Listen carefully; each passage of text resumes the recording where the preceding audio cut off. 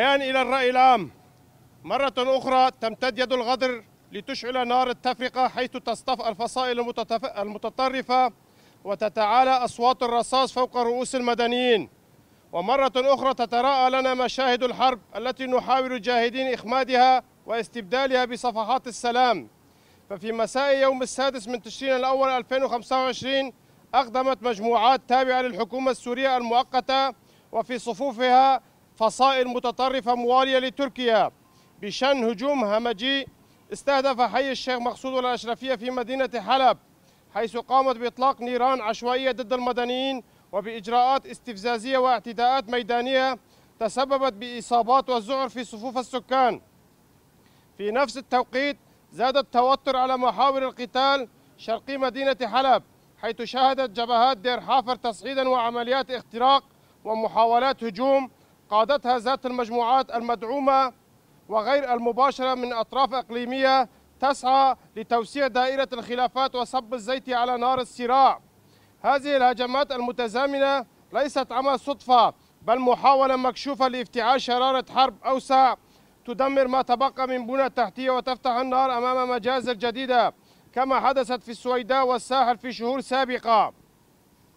ونحن الشعب كوباني والمؤسسات المجتمع المدني وأحزاب السياسية في مقاطعة كوباني ندين بأشد العبارات هذه الأعمال العدوانية، ونحمل الحكومة السورية المؤقتة المسؤولية المباشرة عن توافر بيئة عمل لتلك الفصائل داخل مؤسساتها والتي تمكنها من تنفيذ مثل هذه الاعتداءات والتصعيدات. كما نحمل الدول والداعمين الذين يغزون هذه المجموعات مسؤولية التبعات الكارثية على أمن المدنيين وسلامة المناطق السكنية.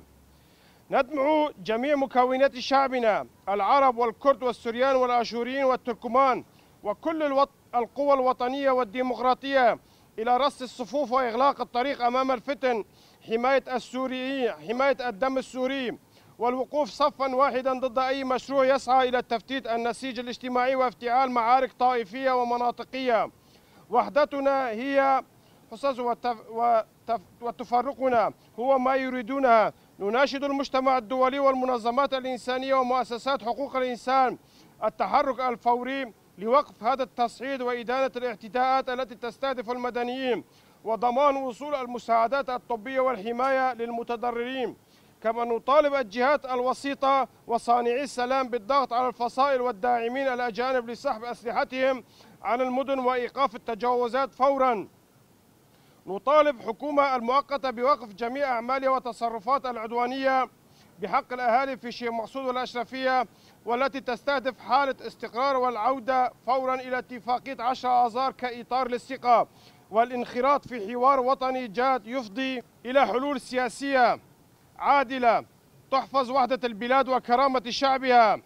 لا خلاص لبلد منهك إلا عبر آليات سياسية والدستور شامل تحفظ الحقوق وتضع حدا للعنف وليس عبر المزيد من السلاح والفوضى.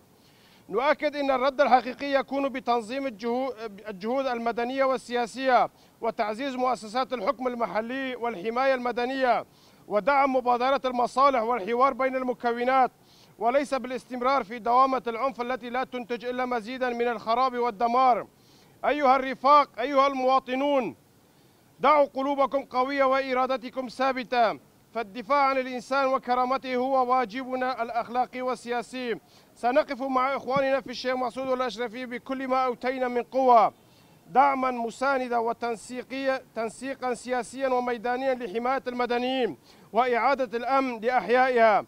التحية لأبطالنا المقاومة ولأهلنا الصامدين في حلب وكوباني وكل شبر من أرضنا. الحل السياسي عبر التفاوض، لا مكان للسلاح كبديل للحوار. جميع الأحزاب السياسية ومؤسسات المجتمع المدني والشعب في مقاطعة الفرات كوباني 7/10/2025.